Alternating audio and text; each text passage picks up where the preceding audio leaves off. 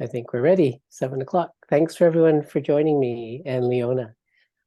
So I'm Davidicus Wong, family doctor in Burnaby for 3 decades and homegrown. This is my hometown as well. Thanks for joining us. So I have a really exciting jam-packed talk, which is like 5 talks in one. And I'll talk to you about how you can get links because it connects with the resources for each of these talks. It's about laying the foundation for looking after ourselves, self-care. Not only emotional self-care, but looking after your whole health. So give you a kind of framework that works well for my patients and for myself over the years. And I'd like to introduce you to, for those of you who haven't met Leona. So Leona Cullen works for the Burnaby Division of Family Practice. We've been working together for over a decade now. This is kind of our project. We've been working on this from the start. So she's half the team. I just get to have the honor of doing the presentations, and she does all the background support, and she's probably one that welcomes you here. And she has some other resources that are available that she's going to list in the chat. So I'll let Leona provide that for you. Great. Hi. Thanks everybody for coming out tonight. It is rainy and mucky outside, so I'm glad we're doing this on Zoom. Dr. Wong and I are actually in discussions about possibly in the new year hosting some of these talks in person. We have some space available to us, so stay tuned for that information. You'll be the first to know.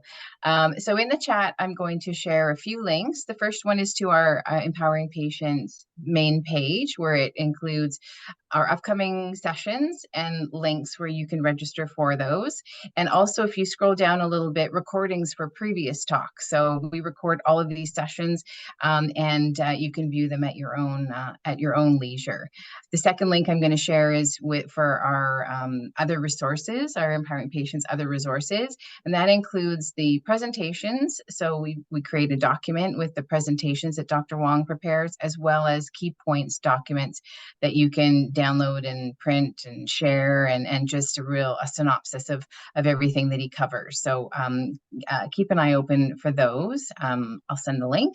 Next is our Burnaby Primary Care Networks, or PCN website, and that's our collaboration website that all the work we do within the community with the City of Burnaby, with the Health Authority, and our community partners. There's many resources that Burnaby has worked to integrate into healthcare, supports for family doctors, and lots of available supports for youth and seniors and people with food insecurity, lots of different programs. So check out that link. The next one is under the PCN umbrella there's another doctor health education program called Doc Talks. There's quite a few videos there on different subjects. So take a peek at that. We also actually do a monthly community wellness newsletter, so you can subscribe to that. We just sent out the October issue last week, so I'm going to pop the link for that into the chat, and you can subscribe right from that issue. So subscribe and you'll get that. I see either the second Friday or the third Friday of the month, depending. And lastly, we're going to do some, after the session is over tonight and I hit end, there's going to be a quick survey that's going to pop up with 8 questions, and it's just asking what you thought about the program. And it's really valuable information for Dr. Wong and I to have to continue to evolve our program. So that's it. Don't forget to subscribe to our next one, which is on December the 7th, Positive Potential of Our Relationships. And I will put actually the registration link into the chat. So watch the chat over the next little while. And that's it. Thank you, Leona, and thanks for all you do to support the citizens of Burnaby and beyond, and especially with this program. So thank you so much. Such a great person to work with. Thanks. So this is brought to you by the Burnaby Division of Family Practice. So it's a nonprofit association of the physicians that serve the Burnaby community, including myself. So we have our own website, and on that website, you'll find our Empowering Patients page and the resources that Leona alluded to.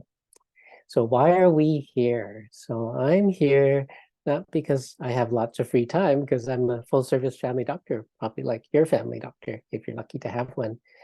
I'm here because Burnaby is the community I grew up in. So our family moved from Mount Pleasant area of Vancouver to Burnaby when I was preschool, and I went to kindergarten and high school.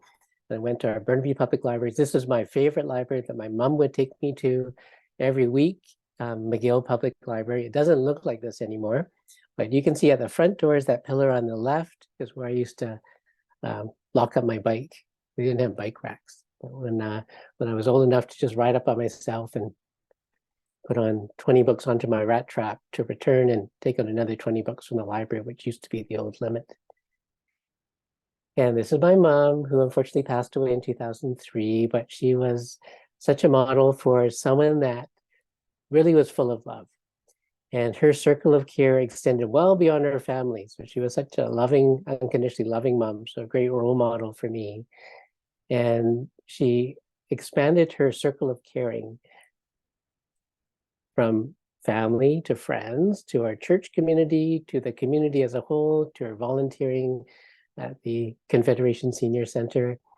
And her compassion just moved on to the whole world. So an expanding circle of care. When my mom passed away suddenly at a young age of 71, of course I was heartbroken. But then I realized that what I had left of my mom was her love, the example of her love for her family, for myself, and everyone in the community and the whole world. And I realized that, like, we're all part of the water cycle.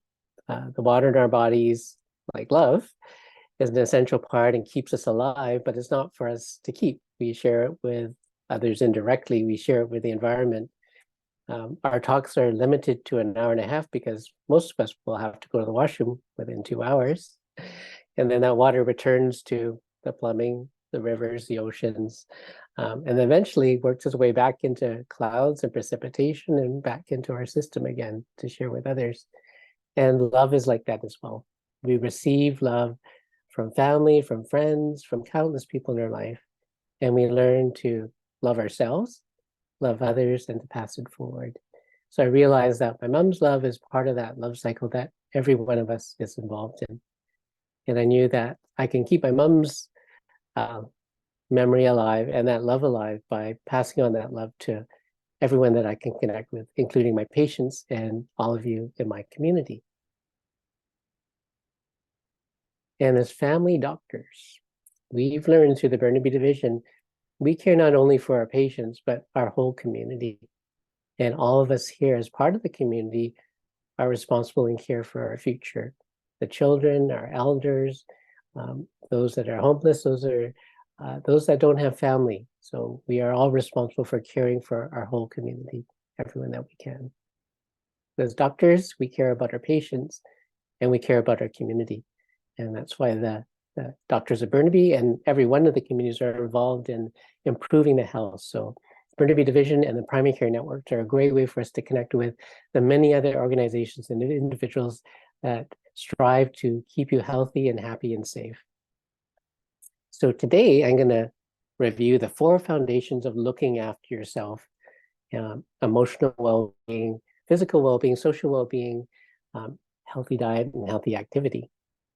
And I'll give a few suggestions on how you can make positive changes to your lifestyle and little steps that will create tremendous change in your future. So I often start with healthcare. And most people, when they think about healthcare, is the healthcare professionals, doctors, nurses, and the allied healthcare professionals that look after you in the community as well as in the hospital. And a lot of TV shows are about the acute care and the emergency or in the hospital, like Grey's Anatomy or Chicago Medical. But an important part and foundation of your health is what you get in the community, whether or not you have chronic conditions or you're doing proactive preventive care, and especially your daily habits. So chronic and community care and long-term care and longitudinal care of family practice is an essential part of the healthcare system. But really, who provides most of your healthcare? And if you're lucky to have a family doctor, he or she is an important part of your team, but it's really you. You provide the majority of what keeps you healthy, your daily habits, taking medications if they're prescribed and needed, and the healthy lifestyle measures that you do. And we're here as healthcare providers to support you And that's a big point of the Empowering Patients program. It's our unbiased health education to support you, giving you the information that you need, as well as giving you coaching on how to deal with healthcare providers and to navigate a sometimes confusing system. But the big topic today is that real healthcare is self-care. And of course, you are the most important person and the quarterback, and we're here to support and guide you. And the best predictor of your future health, of those things that we can control, are the habits we practice today. So I think of how we look after ourselves physically, emotionally, as the 4 foundations of self-care. So number 1 is what you eat or what you put into your body. Number 2 is what you do, physical activity and rest. How you feel, emotional well-being, and how you connect, healthy relationships. So those are the 4 major topics we're discussing today. So that first foundation, what you put into your body, what you eat, and trying to avoid those noxious things that we can put into our body, like alcohol and drugs. So you are what you eat, and food matters because a healthy diet provides the building materials for strong bones, healthy organs, and muscles, vitamins, minerals, and nutrients to promote healing and support your immune system and to prevent cancers. A healthy diet gives you the energy to fuel your body. And when you think about it, if you had a really nice ride, like my old car that no longer exists, you wouldn't put lousy fuel into it. But why would you do that to your body, even if it looks like really yummy fuel? So this doesn't work. It was a gas-powered vehicle. But I've graduated to a kind of a boring plug-in hybrid, a Honda Clarity. And food can also harm us. So a diet that's too high in fat, salt, calories, or sugar can lead to obesity, osteoarthritis, hardening of the arteries, that can lead to strokes, chest pain, heart attacks, or diabetes and high blood pressure. And if we're deficient in what we're eating, like lacking in calcium and vitamin D, that can lead to impaired bone growth in children, or to osteoporosis or thinning of the bones and fractures. And if we don't get enough healthy protein in our diet, we won't have the building blocks for our muscles, and we'll have weakness and lose our muscle mass. And a diet low in B12 or folate or iron can lead to anemia and then fatigue, decreased endurance for physical activities, and affect your thinking or cognition. So often in the elderly, they can be deficient in B12, and that can lead to a decline in memory that's totally reversible. So why don't we eat better? Well, there's the habit. Sometimes the easy thing to do is not the best thing to do. And we also have an emotional connection with food. Certain foods, we have associations just make us feel just warm and fuzzy and satisfied. And all of us come from some culture that has traditional foods, and some of them may or may not be the healthiest for your medical condition. And also advertising and media.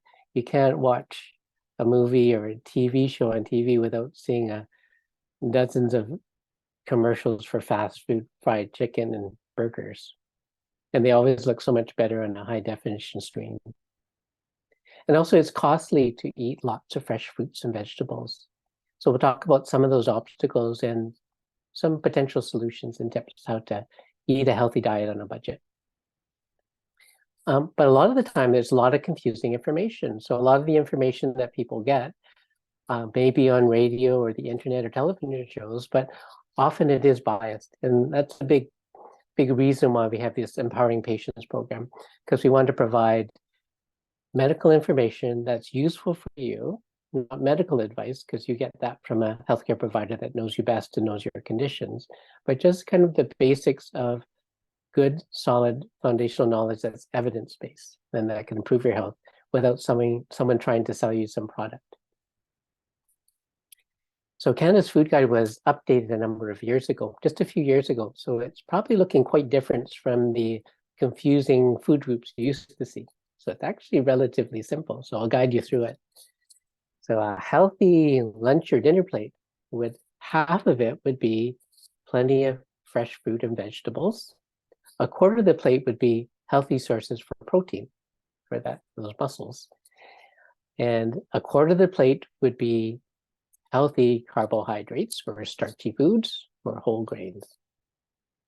So often we kind of go heavy on the starches, like the rice and the noodles or pasta, put the vegetables on the side and put a load of high-fat red meat as protein. So think of this as a healthy diet for most people. And we'll go into specifics about certain medical conditions a bit later. And think about having water as your drink of choice because it's 0 calories, it gives you that hydration for the water cycle, gives you enough fluid so you have nice, healthy bowel movements as well. And of course, no alcohol, no excessive sugars. So that first foundation, half your plate, generally vegetables and fruits. So it provides plenty of fiber, loads of vitamins and minerals, and whole fruit is better than having fruit juices. Protein-rich foods that take up a quarter of your plate can include eggs, particularly the egg whites, lean meats like chicken, turkey breast, or fish, nut seeds such as peanuts, almonds, cashews, nut butters, sunflower seeds. Those are the healthy fats that also have protein. And of course, fish and shellfish are generally rich in protein. You might consider lower fat dairy products like skim or 1% milk, low fat yogurt, beans, peas, and lentils give you a good vegetable source for proteins. And of course, some fortified soy beverages, tofu, soybeans, and soy products also are rich in protein. And that other quarter of the plate are the whole grain foods, the starches.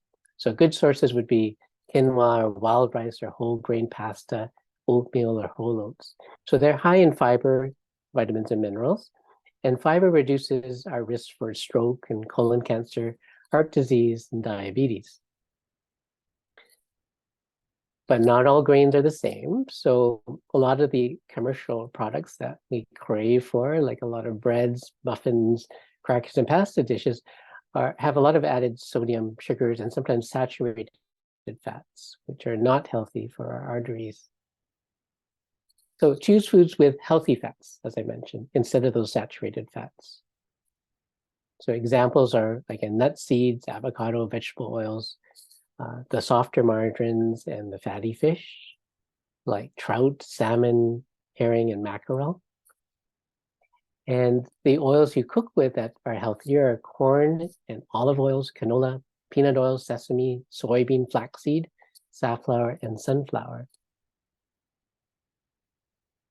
So the saturated fats, you're probably going to kind of get the message, these things that we crave for, sometimes not so good for us. So start reading the labels. So ice cream would not be a good source. And of course, a lot of desserts and dairy products are rich in the more saturated fats, as are most deep fried foods and foods that have a lot of cheese and hard margarine or lard or butter. And avoid highly processed foods because they often, as I mentioned, contain more sodium or salt, more sugar, or more saturated fat than your body needs. So here are some examples, all the things that we have around Halloween and Christmas. So water should be our drink of choice to replace the sugary drinks that we often crave for. And as I mentioned, read the labels. So if you start reading labels, you'll learn a lot of things. So generally, the ingredient on the top of a list on the label of a package of food or a drink is the one that weighs the most, so the major ingredient. Watch out for things you might be allergic to, and note the expiry or date, best before dates as well. So you can look up the Canada Food Guide for a lot more detail and a lot of tips for healthy eating. And they include some helpful ideas like cooking more often at home is better than eating out. Really enjoying your food, sharing food with others. Again, reading labels, avoiding the highly processed foods, and recognize the effect of marketing on your choice of food, like advertising. Now, if you have specific medical conditions, your healthcare provider probably has talked to you about diets that are most appropriate. So if you have diabetes or pre-diabetes, which is a sensitivity to sugar in your diet, you not only want to avoid simple sugars like juice and pop and putting sugar in your coffee or tea, but you also have to look at the carbohydrates that you're eating as well. So generally, if people have diabetes or pre-diabetes, you should not be intermittently fasting in this case, but frequent smaller meals and controlling your portions similar to the Canada Food Guide, and looking for foods that are lower in their glycemic index, the ability to make your sugars higher after you consume them. So the diet that they recommend by the Canadian Diabetes Association is very similar to what we talked about, those portion sizes for the Canada Food Guide. Another way that Canadian Diabetes Association puts it is the grains and starches and fruits. So one portion of fruit or the size of your fist is appropriate.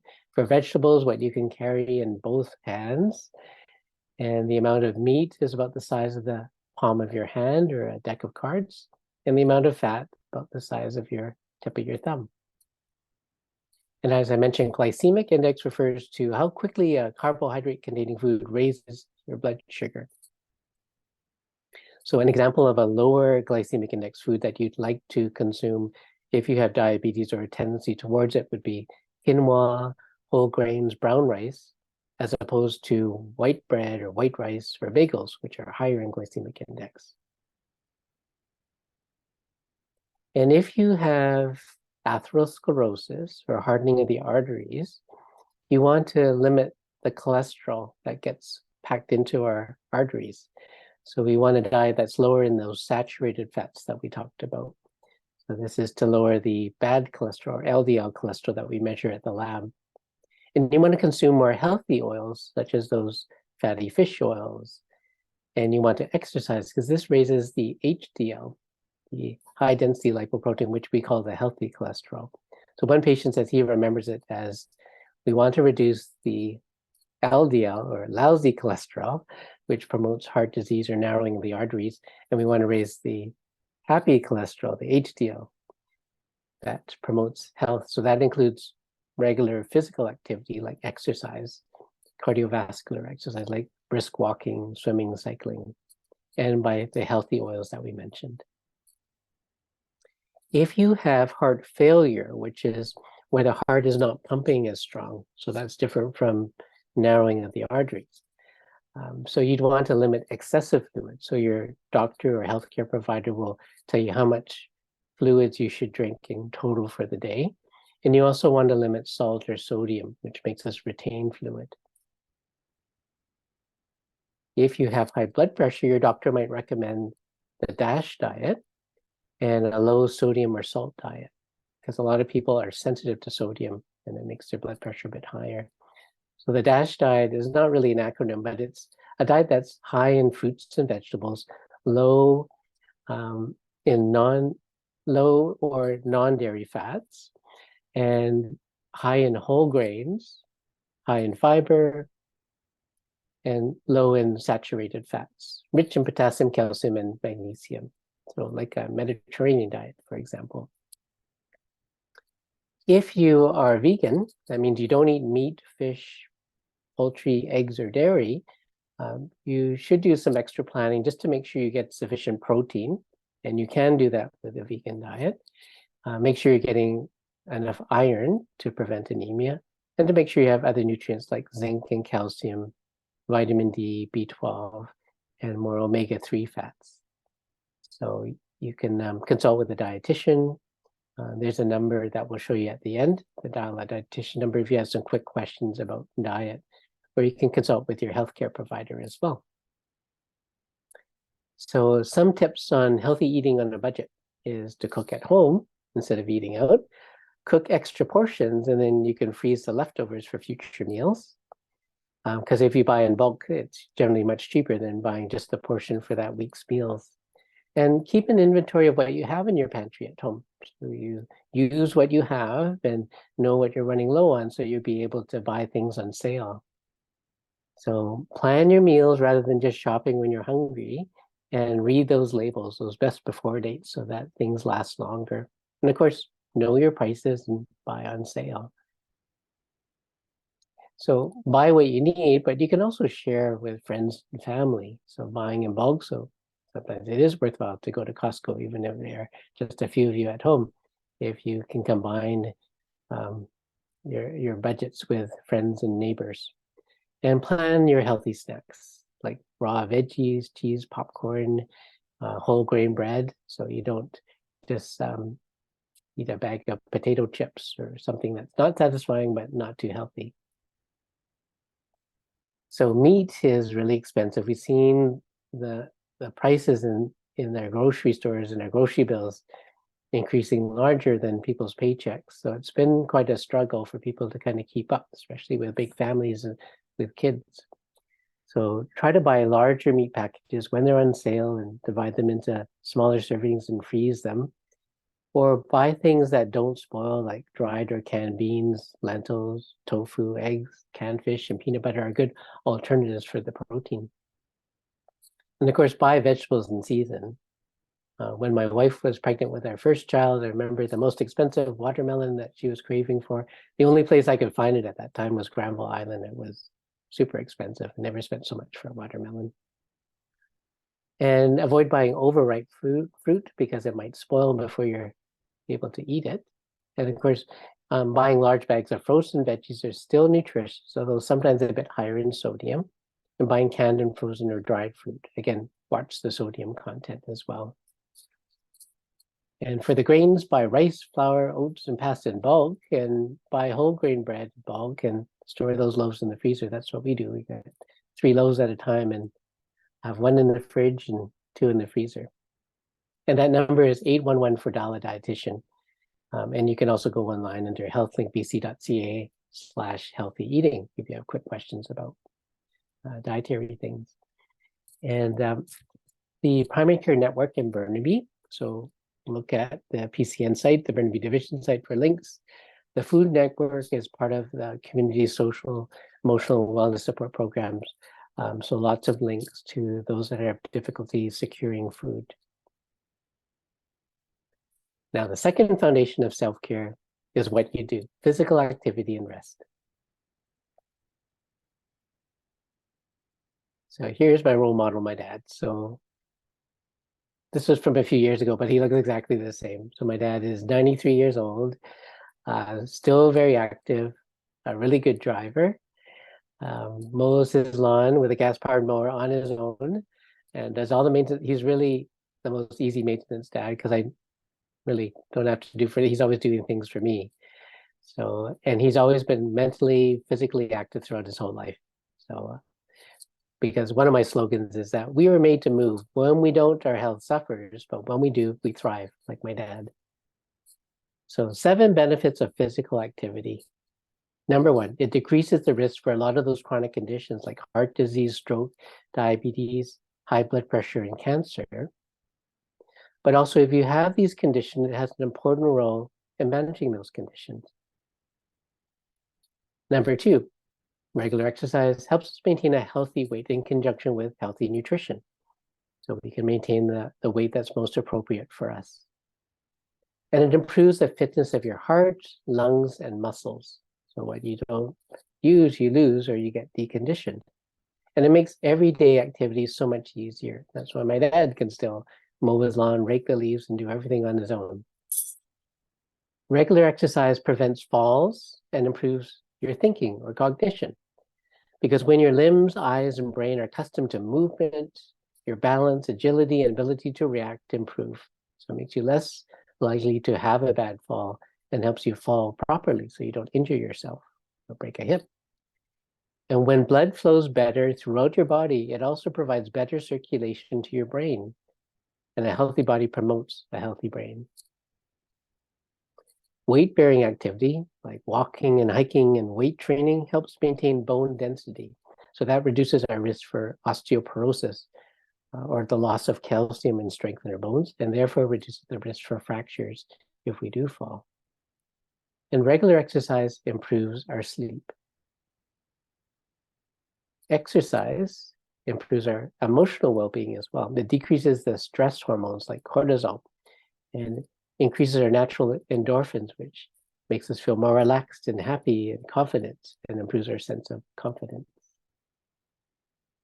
And there's social benefits with many exercises. We have many included here, including pickleball and tennis and dancing and line dancing. So a lot of my patients feel a lot of social connections going to their regular exercise. Something we missed during the early parts of the pandemic, but now back in full swing. Of course, there are risks with everything, including exercise. So this is the activity that I had the worst injuries. So my x-rays were from a trapeze accident. I fractured 7 ribs, but I actually had 9 fractures because 2 of the ribs are fractured front and back from a new complex trick I did. But you can also reduce your risk for exercise by, number one, if you're not doing any exercise, your current workout is actually moving from the couch to the remote control or to the fridge. If you're over 40, or if you are at risk for heart disease or have a chronic health condition such as diabetes, heart failure, chronic lung disease, or arterial disease, talk to your doctor before you start a new exercise program. And if you have osteoarthritis, which is kind of the wear and tear arthritis we often get in our hips or knees, and eventually our hands, choose activities that are easy on the joints. So if you had arthritis of the knees and hips, you probably would avoid high impact activities like running, and swimming, which is low impact, may be a better choice for you. And to reduce injuries when you're starting a new sport or activity, start with lower intensity, exercise in a safe environment. And if it's a new activity to you, get expert assistance and instruction and use proper equipment. So if you're cycling, you should be wearing a helmet. And for your running, appropriate shoes. And we should all be careful to avoid dehydration, so drinking adequate fluids during vigorous physical activity, and avoid over-exercise, so too much of a good thing. So signs of over-exercise would be excessive weight loss, muscle soreness that doesn't recover with a little time off, recurrent injuries, recurrent infection because you're just pooped and fatigued, or if you're neglecting the other important areas of your life because you're just going to the gym or the pool too much. And you want to balance activity with rest and healthy nutrition. Now, we can all fit physical activity into each day, and here's a few simple tips. So you can walk or bike to school or work or on your errands during the day instead of driving or taking the bus. But if you do take the bus, you can get off a few blocks further from your destination, so you get a little bit more of a workout. And even on these gloomy, wet days, we could still go for a walk. So just make sure you're bright and visible. We don't realize how invisible we are if we're wearing dark colors on a gray Vancouver day when it's raining, or in the evening, although we can see the cars, they can't see us if we're dressed all in black. So invest in a bright umbrella, bright raincoat, carry a light, reflectors if you're going to be out there in the dark or on a rainy Vancouver day. If you're at home, maybe go hands-free, play some music, talk while you're moving around on the phone. We're not stuck with our landlines, so a lot of us can have phones that we can move around, or speaker phones, and move around and dance to your favorite music. So we should limit our screen time just sitting in front of the TV or the computer, except for this valuable time we have together tonight. But hopefully you're moving around and stretching if you're feeling stiff. So my dad was always doing this when he's watching sports on TV or skating or track and field. He's always doing things like push-ups and sit-ups and doing stretches while he's watching shows in the living room. And check out all the community resources. Burnaby is really rich in terms of both our parks. 25% of Burnaby is parkland. So lots of wonderful parks to go in on a rainy day or on a sunny day. And we have some great community centers, and I've been to every single swimming pool. So my exercise of choice is swimming and cycling and weight training. So I used all the Burnaby community centers. So I get the most value from my Be Active Pass, using it at least once a day, usually twice a day. So my usual routine is to wake up super early.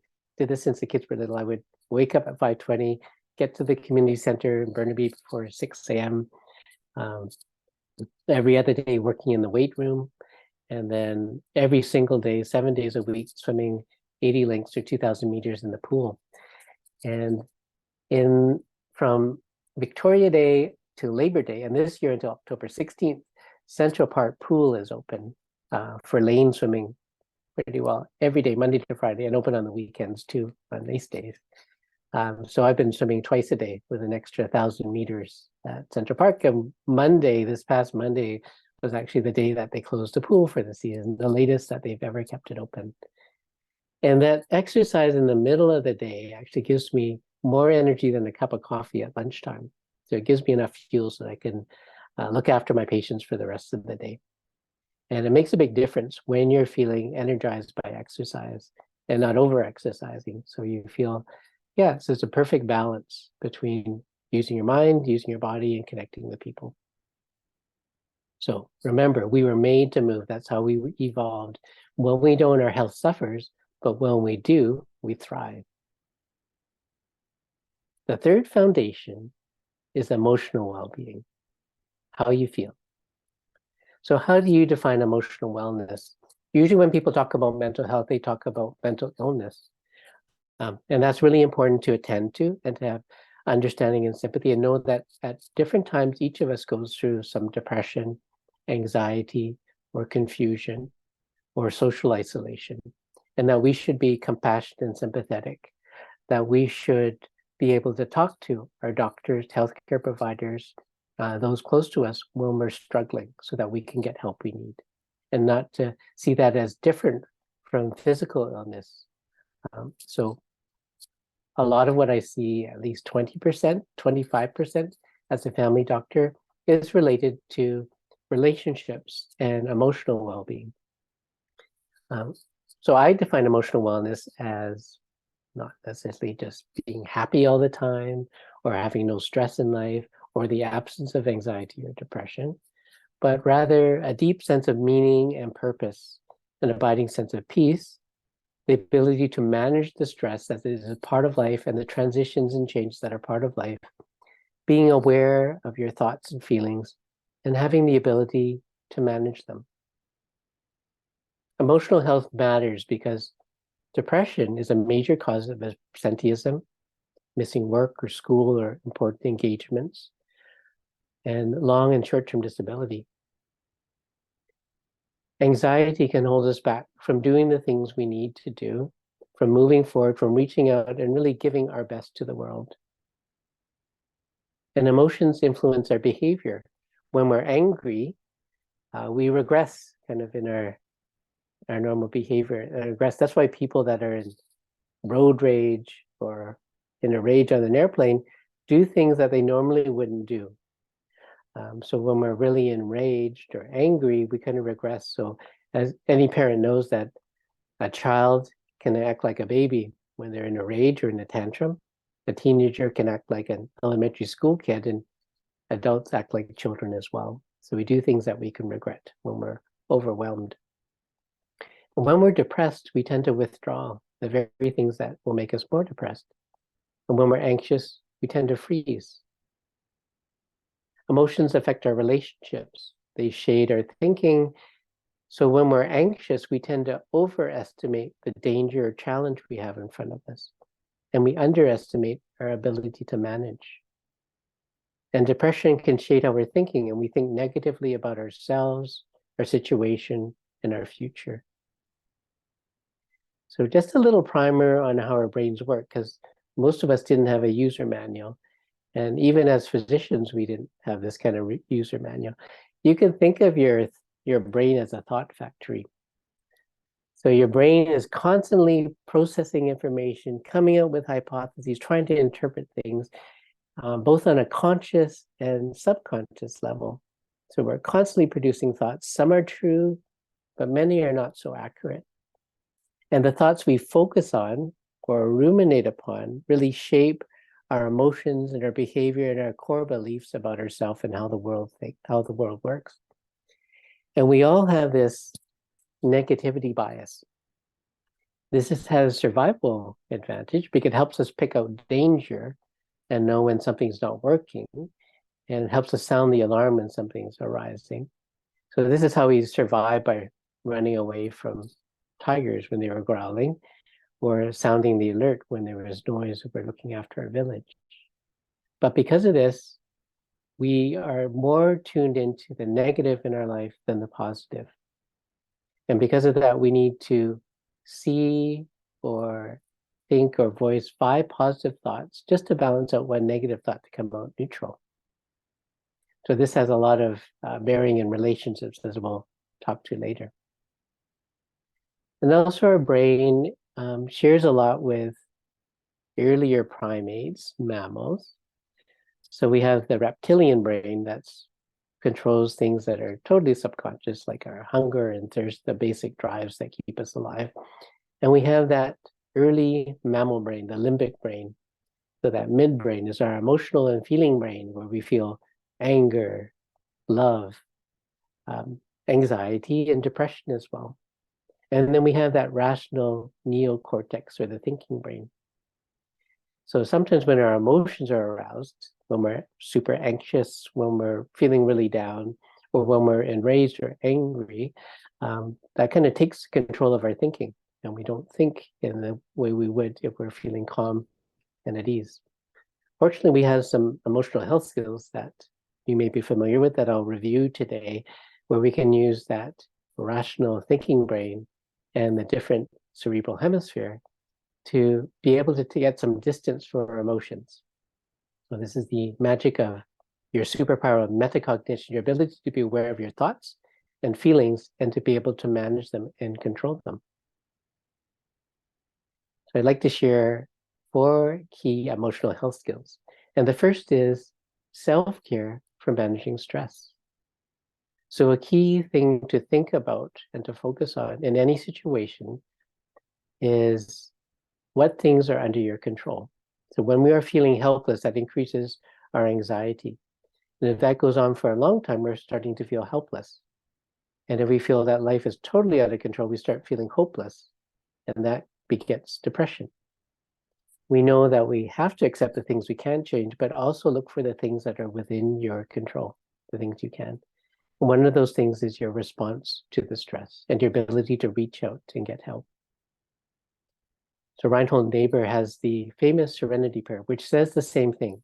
Grant me the serenity to accept the things I cannot change, courage to change the things that I can, and the wisdom to know the difference. So sometimes the daily things for managing stress is just looking after yourself. So channel the good parent in yourself. So a good parent would say, go out and play. That means that exercise routine that we talked about in that second foundation, healthy physical activity. Number 2 is don't skip meals. So schedule regular healthy meals that we talked about in the first foundation, healthy eating. And then finally, you have to balance activity with rest. So go to bed, make sure you get enough sleep, and take regular breaks. And of course, go to the doctor, see your family doctor appropriately, particularly if you're having troubles with sleeping or struggling with emotional stress or depression or anxiety. And express your emotions in a healthy way. Share your feelings with people that you trust, a group of confidence. And we all need a support group. So I meet up fairly regularly with 2 of my physician colleagues. One's another family doctor that I've known since medical school, and another is one of the general surgeons at a hospital. So we meet up at Tim Hortons periodically, even after the pandemic. And we talk about anything we want, anything that's troubling us. We talk about family, talk about kids, talk about patients, talk about colleagues, talk about staff, and everything we talk about at Tim's stays at Tim's. But we were able to listen to one another, offer advice, offer perspective, and unconditional regard. So we all need that. So share your emotion. Don't keep it to yourself, because sometimes that knowing we're not alone is one thing. That's really important, but also getting a different perspective on our situation, knowing we're not alone. And live accord to your deepest values. So Gandhi said, happiness is when you think, is what you think, what you say, and what you do are in harmony. And importantly, attend to your relationships. And for our relationships to thrive, we need to attend to them. Like everything else in life, would like to take control. So if we don't, and work will take as much as you'll give it to. So make sure you schedule time and dedicate your attention to your relationships. Because every life story is really a love story. As we talked about that love cycle. The second emotional health skill I'd like to share is mindfulness. And I recommend mindfulness because it helps us center our mind so we're not lost and ruminating on those thoughts that our brain is constantly producing. Because we can often get lost in a train of thought or a certain way of thinking that just brings us down and doesn't move us forward. Regular meditation, such as mindfulness, can calm the nervous system. So we have a sympathetic nervous system that's activated when we need to respond and react, the fight or flight mode, for example. But we also are balanced with the autonomic nervous system or the vagal system that slows our heart rate, relaxes our muscles, and helps us think more clearly. So mindfulness, meditation, focus, relaxed breathing helps modulate how we experience challenging situations, our emotions, thoughts, and physical sensations. So we learn to be less reactive. We learn to recognize feelings of anger, frustration, stress, feeling a bit down, or overwhelmed, or anxiety as it's arising. And then we can take steps to manage it better, acknowledging those emotions, recognize where they come from, and addressing things that is more constructive and helpful for us and others. And with mindfulness, we become more open to accept and experience every aspect of our lives, our experiences, ourselves, and others, without holding on to things too tightly, worried about losing them, without pushing them away with anger or anxiety, and with less judgment. So Jon Kabat-Zinn, who popularized mindfulness as in a therapeutic way, which is now used as one of the evidence-based treatments for moderate anxiety and depression, for the management of cancer, and for the management of chronic pain. Mindfulness is awareness that arises through paying attention on purpose in the present moment and without judgment. And practice, it can also serve self-understanding and wisdom. So a lot of people think it's just sitting still and focusing just on the breathing and physical sensations. Well, it starts that way. And we could do a little mindfulness exercise now, which might be a nice break for us. So wherever you might be, I'd like you to just allow yourself to close your eyes. Don't be embarrassed because I can't see you. And just notice the feeling of your own breath. So you don't have to be breathing fast or slow, but just notice the sensations of your own breath, wherever you might feel that. It might be in the back of your nose or throat, or in your chest or your abdomen. Just notice the sensations and the movements of your body as you just allow yourself to breathe at your own rate.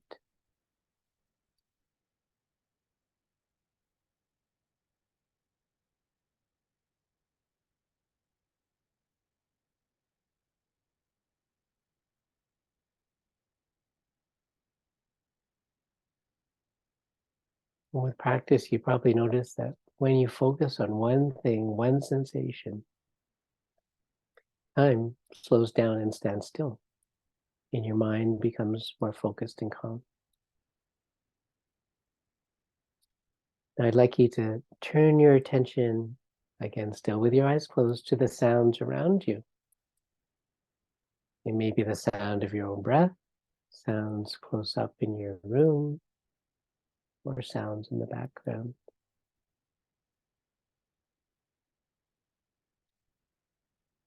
And you may notice that sounds arise and disappear without you needing to name or judge them, but just be aware of sounds that come, arise, change, and pass away.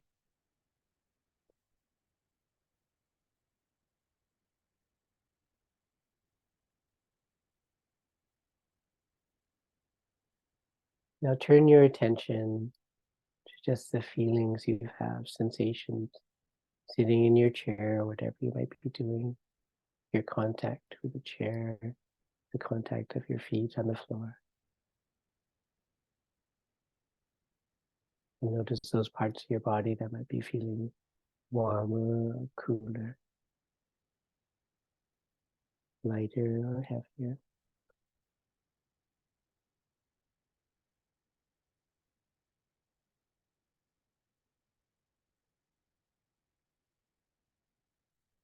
And you can open your eyes and turn your attention to our little talk. So it begins with paying attention to the sounds around you, to breath and physical sensations. And you may have noticed ideas or distractions that pop up. And with practice, you'll allow those thoughts to arise, and perhaps with a little bit of distance, notice the thought arising without getting carried away with it. Just like we allowed sounds to be noticed without chasing after them, allowing sounds to disappear. Because thoughts come and go, just like clouds in a bright blue sky.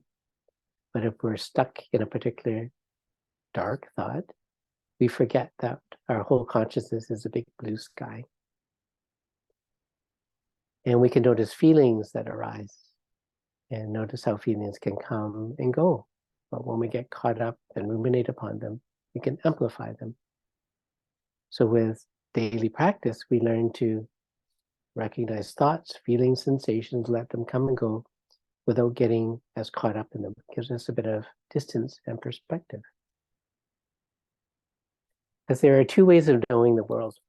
So this kind of from a theory by Barnard and Teasdale, cognitive subsystems, but there's the conceptual way of knowing. So that's essentially the left cerebral hemisphere. So that's the part that sees the world in two. It sees us and them, me and the other person. It sees right and wrong, right and left. It labels things, judges things, and that's an essential part of survival in the world.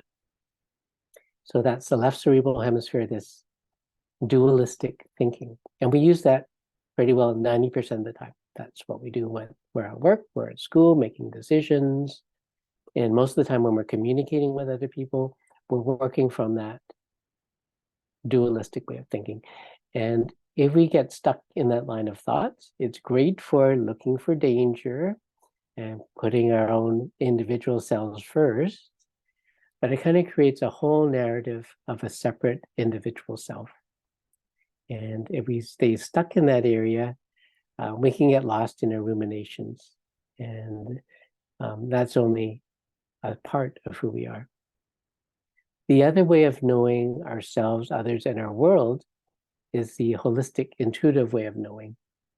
And that's more associated with the right cerebral hemisphere. And this holistic, intuitive perspective is what we develop through mindfulness. And that's the part where we see our connection with all living beings. We see our connection with the person we're conversing with or the person that we're debating with. And it reminds us of our connection, not only with family and friends, but everyone in our community and with life on Earth and with our environment. So Jill Bolte Taylor wrote a great book a couple decades ago called Stroke of Genius, because she is a neuroscientist that actually had a stroke, and the stroke affected only one side of her brain, the left side of the brain, that dualistic thinking. And she was able later to write a book on her experiences living on the right side of the brain, where she wasn't identifying with that small self, her individual self. And she felt connected, she felt a sense of peace, although she knew she was going through a stroke. We need both sides of the brain to survive. So that left hemisphere with the dualistic thinking is really essential for the survival of the individual self. And it keeps you safe from danger.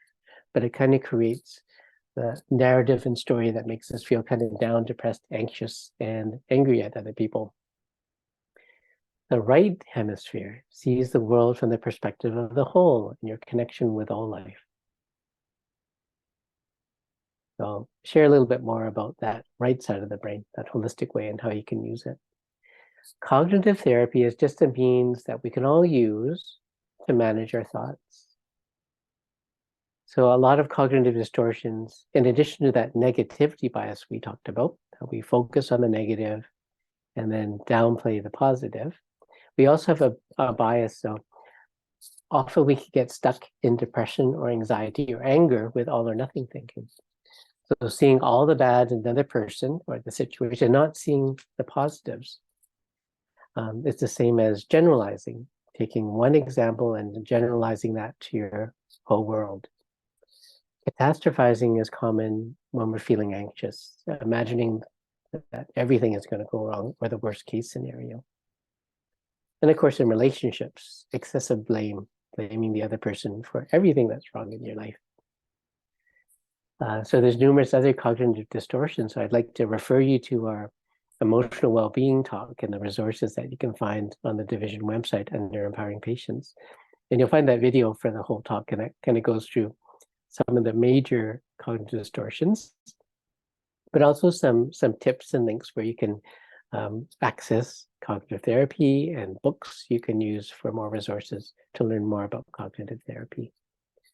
But a useful acronym or a reminder when we're troubled by a thought is this THINK acronym. So it's actually useful if you're doing a lot of texting and you've sent some texts or emails that you later regret.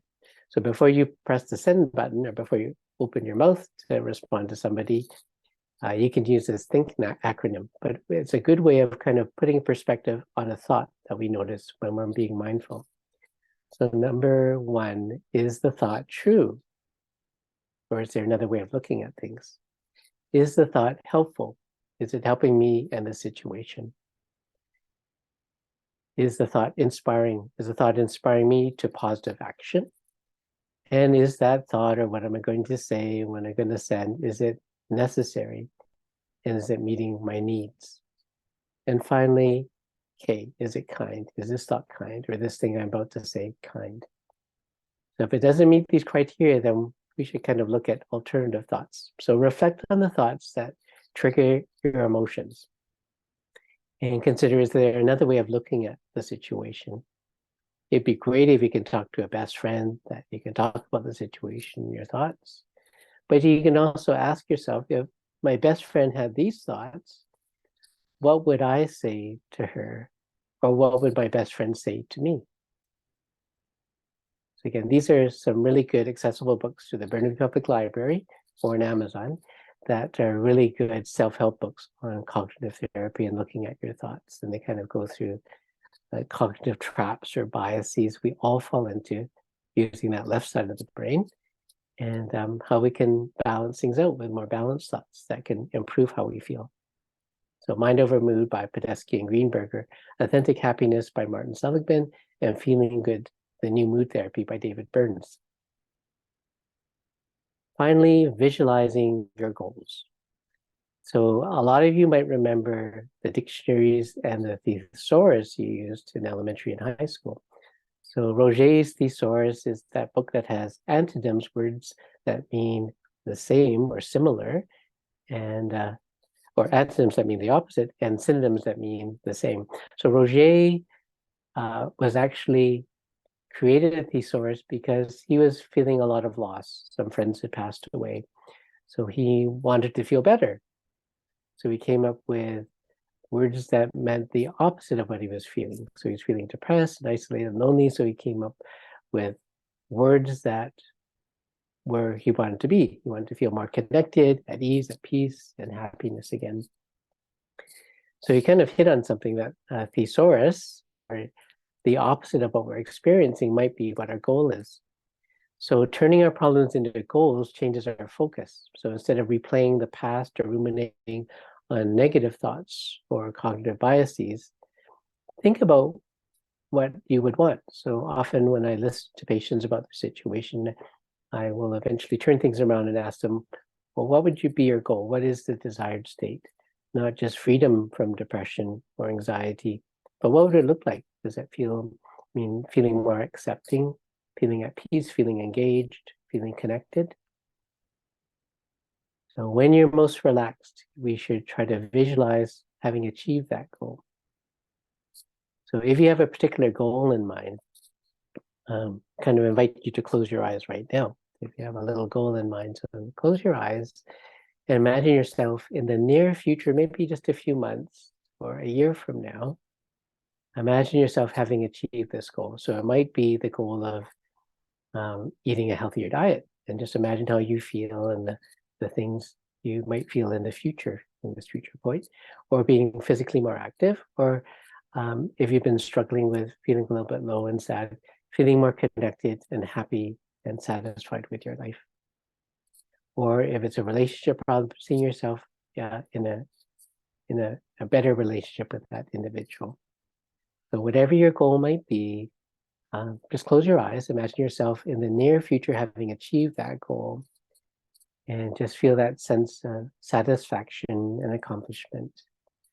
Notice how you feel physically, and how good you feel inside, and that sense of pride, and reflecting back that sense of gratitude with those early steps that you made to visualize your goal, and the little steps you made every day and every week to improve your life.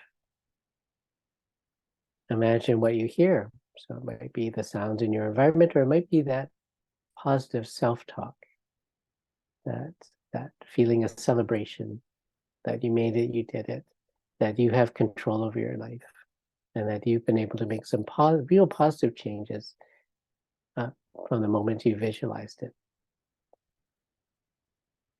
So when we kind of create this little blueprint, you can open your eyes again, and the more vivid it becomes, we remember what our goal is, and that can kind of lift us out of where we might be in a sadder place or a place we want to move from. So these are 3 mindsets I'd like to share with you. So ways of seeing your life. And we actually do mindfulness meditations upon them. So I actually do this every day and throughout the day. So one mindset is feeling joy. So I'll kind of invite you, you can close your eyes if you like. So in your imagination, bring to mind scenes from your memory that invoke selfless, timeless joy. Moments when life just flowed, when your abilities match the challenge at hand, when you were communing and connecting with nature, when you're playing with children, when you're sharing laughter with old friends, when somewhere where you're experiencing a sense of awe in nature, and other times when you're feeling really connected with nature and being alive. So you can imagine any of those scenarios where you really felt in the moment and felt the joy of being alive right now. So kind of bring that to mind. So spending a few minutes just meditating on these experiences we all have at different times, but these are experiences that we can foster in the moment as well. And when we can bring this joy to our daily life, then we can put up with slow traffic, slow elevator, minor inconveniences, when we know the joy in being alive in the present moment. And this is a mindset from that holistic part of your brain, the right cerebral hemisphere. And that can give you that perspective when most of the time we're operating from that dualistic left cerebral hemisphere. In my own mind, I associate joy with my thumb, being involved in the world. So I kind of think of the sensations in my thumb when I want to bring that into mind. The second mindset is equanimity or peace. So in this exercise, you can close your eyes if you'd like. Imagine yourself in your personal sanctuary of peace, and hear the sounds that bring you peace. Maybe it's the sounds of nature, like the sounds of moving water, maybe waves washing upon the shore or on a beach, the sound of leaves rustling through the wind, and water trickling over the rocks in the stream, or maybe it's the serene music of Bach or Pachelbel. feel the sensations that soothe your body and mind. Maybe warmth or coolness, but just feeling relaxed. And imagine inhaling the scents or smells that calm your mind, whatever they might be. And feel yourself in the presence of a person or a being, real or imagined, who invokes for you timeless peace.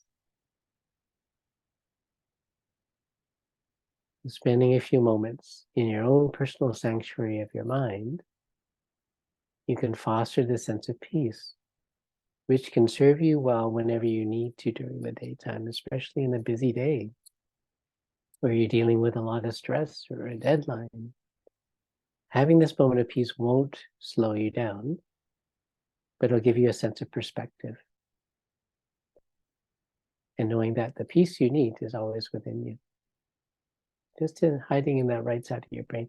So I associate peace with balance with the middle finger, not what most people associate with the middle finger, but that's the balance side of the hand. They often just sense the feelings in that middle finger when I want to feel a sense of peace. It reminds me of this meditation and helps me kind of bring equanimity and peace online whenever I need to. And the third mindset is unconditional love. So in mindfulness meditation, we call that metta, M-E-T-T-A, not M-E-T-A, which is Facebook, but metta, unconditional love.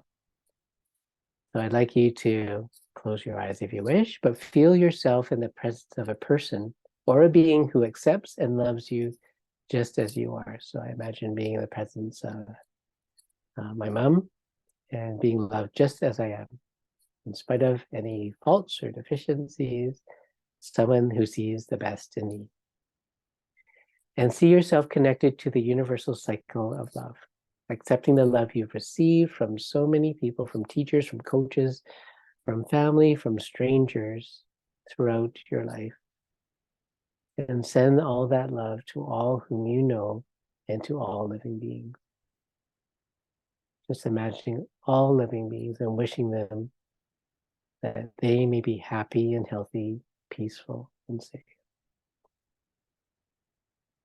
So spending some time remembering when you have received unconditional love, when you have felt unconditional love, allowing that to, give you a perspective when you might be dealing with someone that's kind of struggling or being overwhelmed with their emotions at that time, and send out some compassion towards them as well, knowing that they are somebody's child or father or mother or uncle or aunt, that were once a child, that they've had dreams, they've had heartaches, they've had disappointments, that they have struggles that we don't know about, and to have compassion for others as you should have compassion for yourself. So I think about the ring finger that I have my wedding ring on as to remind me of unconditional love. And just putting these three fingers together, it helps me always to bring online these three mind states that I want to have kind of as my little compass as I'm going through the day, and using my judging mind as I'm working through a patient's problems to remember the joy of being connected with life and other people and in the present moment, with that sense of peace, accepting all that arises and loving it all, and that unconditional love and positive regard, unconditional love. So often we can feel overwhelmed, and when it's a little bit too much and we need help, or feeling really dismayed and need some help. So here's some resources that are in the links as well.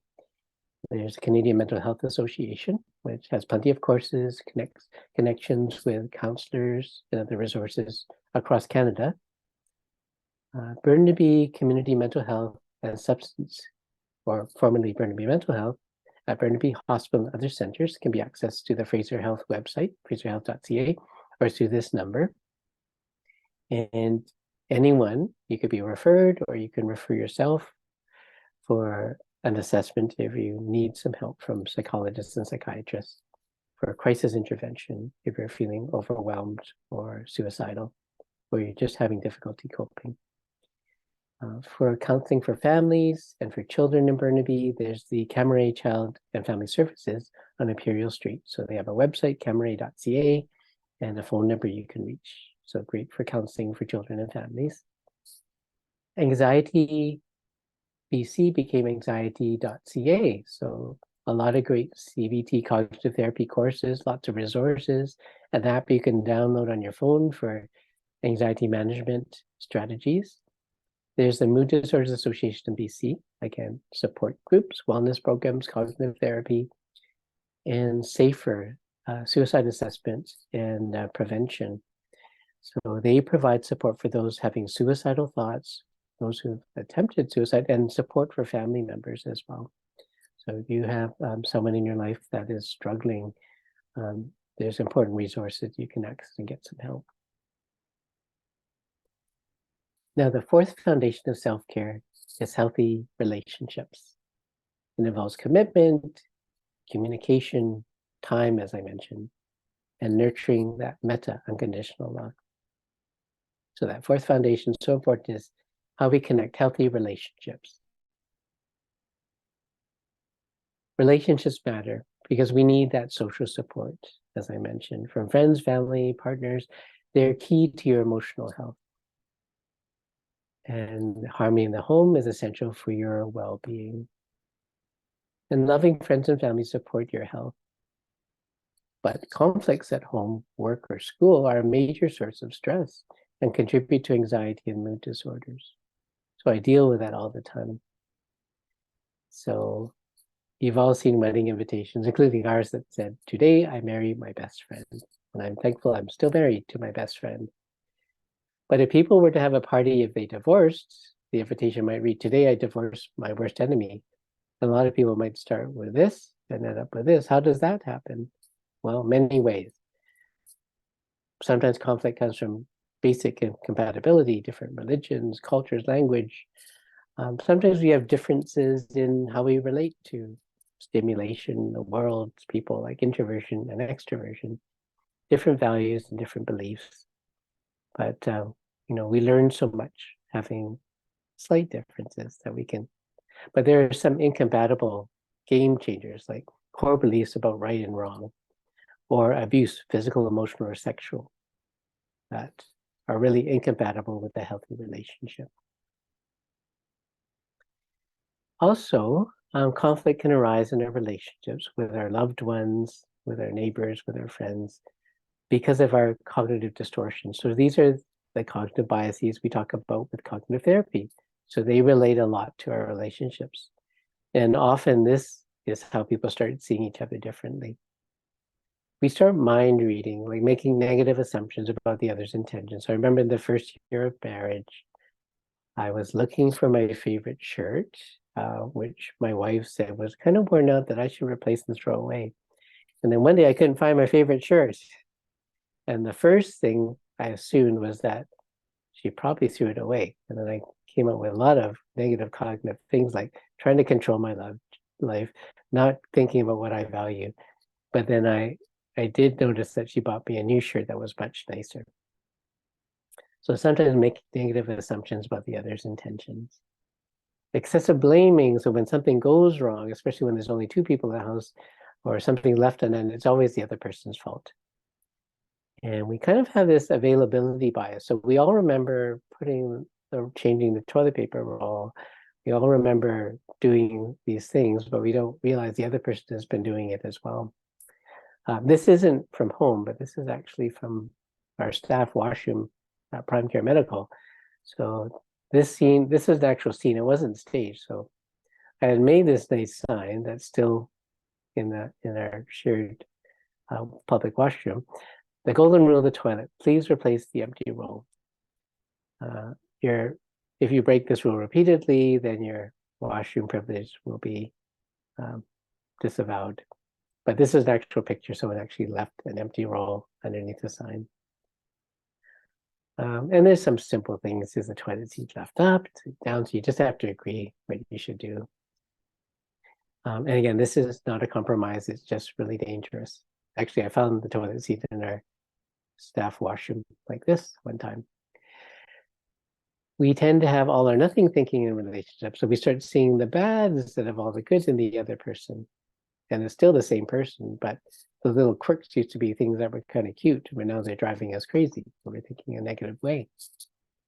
Another source of conflict is taking the relationship for granted. So neglecting one another, losing a sense of intimacy. So as I mentioned, too often we can let work or hobbies or other interests or social things take over our life. And then we forget to spend enough time and quality of time with our loved ones. Now, this could be the gateway for affairs. And of course, some people's feelings change. So romantic love has to mature into enduring love, from passion to compassion, or it just fades away. And we need to work on it. And some people are just addicted to that rush of romantic love because it's almost like a dopamine rush. But infatuation is like a psychosis. We only see the good at that time and none of the bad, and that doesn't usually last. And like all conditions like this, it's often self-limiting. Fortunately, it doesn't require any treatment or drugs.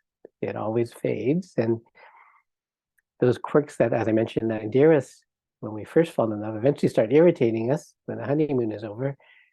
But those are the same things we'll miss when our loved ones are gone. So your kids, your neighbors, your roommates, your office mates may do things that are really irritating to you on a hard day. But if you thought about a time in the future when they weren't around for some reason, you might actually miss those things. So I had like that light that they keep on leaving on that irritates us. So I had a patient that was so irritated because his wife kept leaving that light on when she was left the room. I said, imagine a time in the future when she wasn't around and you kind of wish that light was left on. Kind of thinking about the person rather than just that little irritation. Doesn't really matter. So the qualities of healthy relationship that we should try to nurture is mutual respect. That's so important. The individual, their feelings and their ideas, and to show respect through how we respond to them and our actions. It's a commitment to one another and to the relationship. If we take it for granted, then we're not going to dedicate the time and the attention, the patience and the courtesy and the willingness to make it work. It's your shared relationship, not just doing it for the other person. And to accept and manage the differences. So some of us are more introverted, so we're more energized when we have a little bit of alone time. Some of us are extroverted, so we need to talk to know how we feel and to be around the people. That energizes us. So if two individuals are a bit different, then to understand those differences and how we're energized and to be respectful. And find mutual activities that are not a burden to the other. We have differences in our passions and our preferences and our spiritual beliefs and how we speak the language of love. So this is a book that my wife put into my stocking about the 5 languages of love. So it's a really good book. She didn't read it herself, but I often share with her the learnings. So depending on how we're brought up, some of us feel and express love in one of these 5 ways. So some of us want to hear the words, I love you, or hear kind words. Some of us want that time. Spending time together shows that we are loved. Some people like gifts, like flowers, and others like acts of service, doing things for one another. And others really need that physical touch, a hug and a kiss. But then some of us kind of convey it in our time. But the shame is a lot of people go through life not knowing how much they were loved. So if you're in a relationship, talk about which ways you like to feel love and how you're expressing it. And express your love with the way your loved one and the other wants to feel it. Everyone needs to feel appreciated and cared for. And again, that metta or unconditional love we need to foster, not only in our significant other and to our children or friends, but to all people that we work with, to have that mutual positive regard, that compassion and that goodwill as a family physician like me towards each of my patients. And remember the 4 things that matter most from Dr. Ira Bjork, a palliative care physician. So these are the things, after working with people at the end of life, what Ira Bjork said, these are the important things that we need to say, please forgive me, I forgive you, to say thank you, and to say I love you. Important things we need to say to the people in our lives, in our heart and in person if we can. And we need to communicate in a healthy way. Take a breath and let anger cool before you react. Acknowledge the other person's feelings and their point of view. And you can express your feelings without blaming. Instead of saying, you made me feel this way, you said, you might say, this is how I felt. So mutual respect, commitment to one another in the relationship, acceptance and management of our differences, mutual positive regard, and unconditional love. So with all these 4 foundations, think about what you would like to work on and improve. I'm always working on things I'd like to improve. These talks are constantly improving. I was up late at night last 2 nights trying to revise and update things to make them interesting and appealing and useful to you. So think about your future self, like we did in the visualization, but you can look all the way back and recognize how you have changed compared to your past self. So a lot of us underestimate how we can change in the future. So 10 years from now, we can be as much different as we were 10 years in the past. So there's a fallacy called the end of history fallacy, that we imagine our future selves being pretty well the same, thinking the same, having the same preferences and activities as we have right now, but also recognize how much we've changed since we were children, young adults, even 5 years ago. So you can change a lot, but what you do today can have a positive effect for yourself in the future. Your present self creates your future self, and the choices you make today and your habits for today kind of create your future. So act as the person you plan to become. Consciously foster positive habits, because every positive action is a vote for the person you want to be. So that's a quote from Atomic Habits by James Clear. So begin with your end in mind. So you can go all the way in the future to the end of your life. How would you like to be remembered? And what did your actions looking back say about you? And what will be the legacy of your activities and relationships? So let that help you decide what goals you want to achieve. So if you'd like to achieve a few goals, I would suggest anything I talked about, you'd like to make some small changes for your future self and your future health. Here's some tips from Tiny Habits by a psychologist, BJ Fogg. They're really simple. So if you want to start exercising more, make your behavior you want to achieve in the next 10 days really tiny, really easy to do. An example is he wanted to take better care of his teeth, wanted to start flossing his teeth every day. So he just did something really simple, flossing one tooth, one easy step towards his goal. His other example is he said he'll do 1 push-up every time he brushes his teeth. So whatever the tiny, easy to attain habit is, hook it onto an anchor, something you're going to do every day regularly, that you do automatically, like brushing your teeth before going to bed. So that's what he'll anchor onto, that is that tiny behavior. So whenever he goes to the washroom, he will do 1 push-up. Or when he brushes his teeth at nighttime, he will floss 1 tooth. And then the other key is to celebrate immediately. So it's A, B, C. So it's the tiny behavior, that's the B. A is the anchor you're attaching it to, a behavior you already do. And C is the celebration. So celebrate immediately, and it could be something silly, like giving yourself a high five in your imagination, giving yourself a thumbs up, saying to yourself, nailed it, or imagine getting a big applause, or do a touchdown dance. So something that just evokes immediate positive response. Chances are you're going to do more than 1 push-up every time you go to the washroom, if that's your little goal, and you probably floss more than 1 tooth. But soon it becomes an automatic behavior that you've linked to an existing behavior, and then you can build upon that tiny habit. It's a very simple process.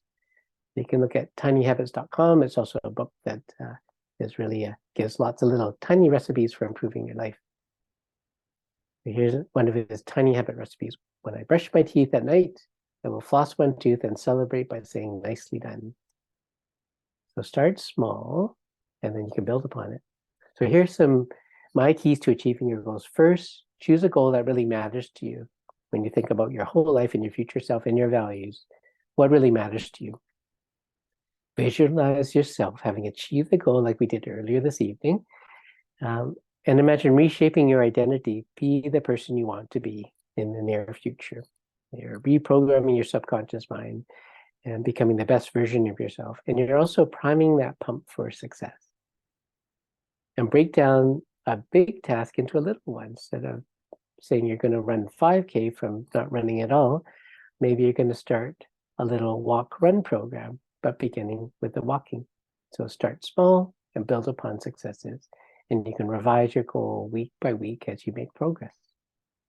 Write down the details, because this is a good way of making it more likely that you'll achieve it.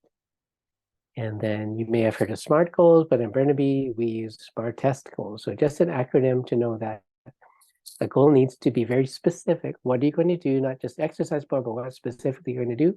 I'm going to start walking every day. And where are you going to do it?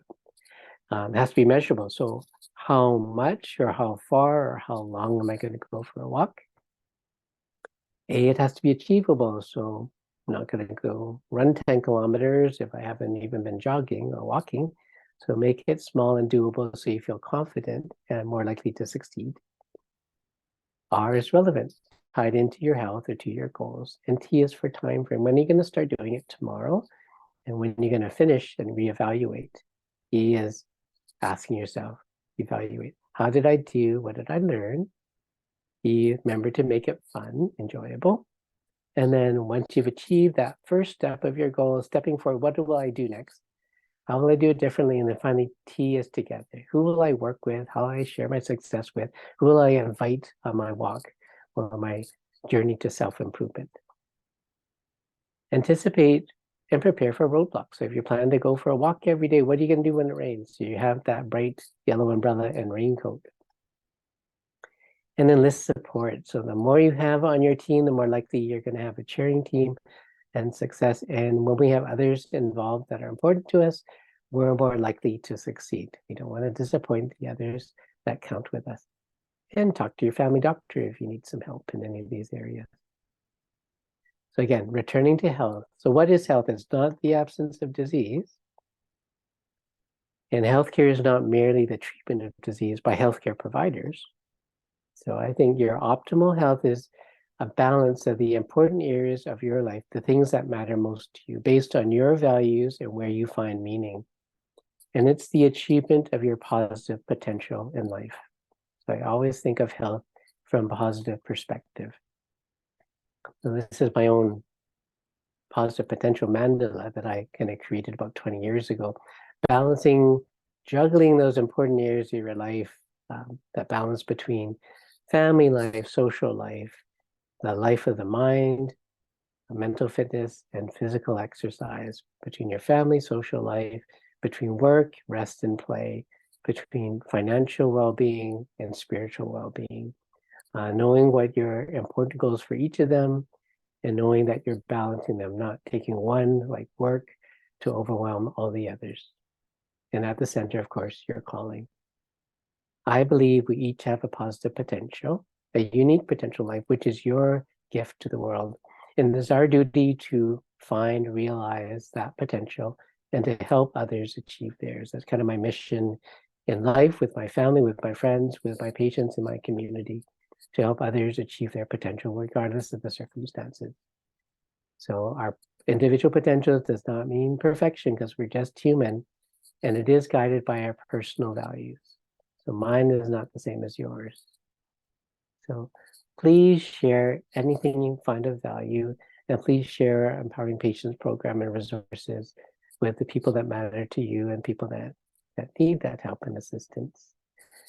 And remember that we are here as part of this expanding circle of care, as family docs, as individuals, as members of our community, every one of you. We're responsible for our health of everyone in Burnaby, Vancouver, BC, Canada, in the world, and the well-being of our whole community.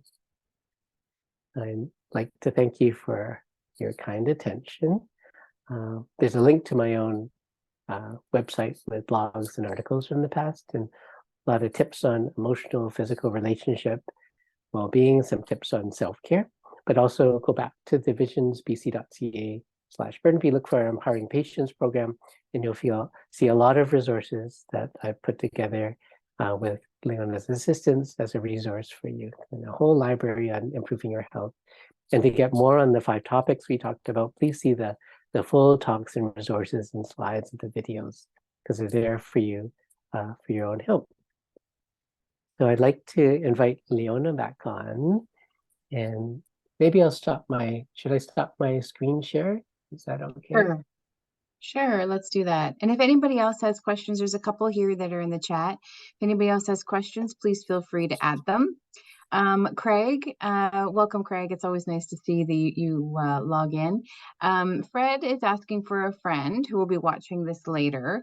Can you overcome addictive tendencies through habits?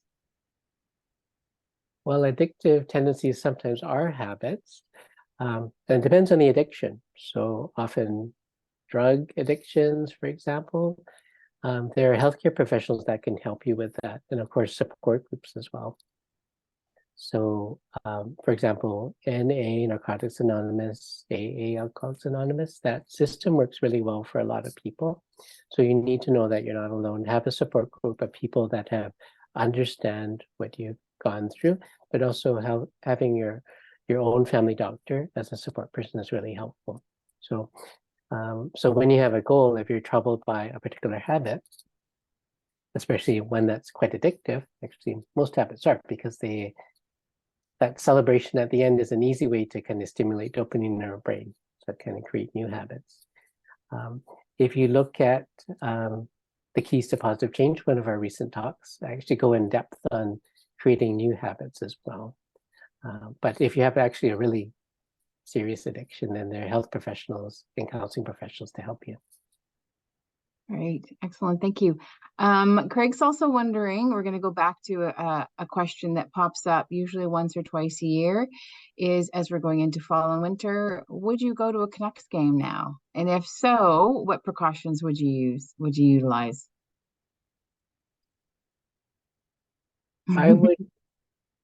I don't go to a lot of Canucks games, but I guess if they were really winning, they're winning. They're doing okay so far.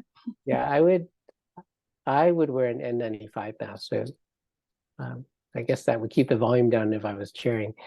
But if you're in a public place where people are yelling and screaming and shouting in your close proximity of people that are eating and drinking, I would still wear an N95 mask rather than a surgical mask. So hopefully they have some with Canuck logos on it too. There you go. Like a KN95 that had the Canucks logo on it. Yeah, we have to talk to their merch department. Excellent. And Paulina, thank you for posting your question. I don't know, Dr. Wong sort of went into this a little bit after you posted, but she said she wanted to know about how to incorporate more exercise into your day while working full time. So I know you did touch on this a little bit, but yeah, it comes up all the time. I was just talking to a patient earlier today who's been working from home since the pandemic, and he's getting like 0 exercise compared to the commute when he had to walk to the transit and walk a few blocks to work. So we need to schedule the important things that you want to do. So you want to schedule your meals and your breaks. You want to schedule meditation. So these are kind of the essentials of every day. We have to schedule the physical activity. So you can see that I have to wake up super early and I get to bed pretty early. Actually, it's my bedtime in about an hour, to wake up really early enough so I can get to the gym and do my exercise. So I have it on my belt and it kind of frames the day, meditate at the same time that I'm swimming as well. So whatever your exercise of choice, it could be scheduling a walk during your lunch break, but we do need to take those breaks throughout the day so we remain sharp and focused with our work as well. So if you can kind of integrate those breaks, even breaking up the exercise into like a 15-minute walk that you can do in the morning, the afternoon, or after work is useful. So some people actually have exercise equipment, a treadmill at their stand, sit desk, and little cycles that they can use as well. That's great. Excellent. This is a great question. If I recently had COVID, how long do I have to wait before getting the COVID vaccine, or do I need to wait? Well, your particular case and your risk, you should discuss with your healthcare provider. The general guideline is 6 months, although I usually advise my patients, this is my advice, would be to think more like 3 months. So you could talk it over with your healthcare provider, your family doctor. But I've been telling patients things look now. A lot of them actually have like 3 or 4 patients today told me they had COVID. It's around there, so it's out there. So still use the same precautions in a crowded indoor place. You probably should wear a mask. Kind of screen people you're going to be hanging out with, inviting into your home or the homes you're going to. And if you have symptoms, test yourself before you infect other people. But I'm saying 3 months is good. Well, that's it. Unless anybody has any last minute questions, pop in the chat. I think we've got it covered. That was an excellent. There's a lot of information in there. So we'll have the presentation is already up on the website, and I'll have the rest of the materials up there in the morning, as well as the recording of tonight's talk. Yeah, and thank you to all of you taking the time this evening, and please come to our future talk, and especially the talk that's kind of getting us ready for Christmas, healthy relationships. I know that was very strategically planned. Excellent. Well, thank you so much. And don't forget, if you have a quick second just to answer the questions, the survey when we end the talk. But thanks for joining us. Yeah, we appreciate your feedback. And thanks again, Leona. Thank you. Good night, Dr. Wong. Good night. Good night.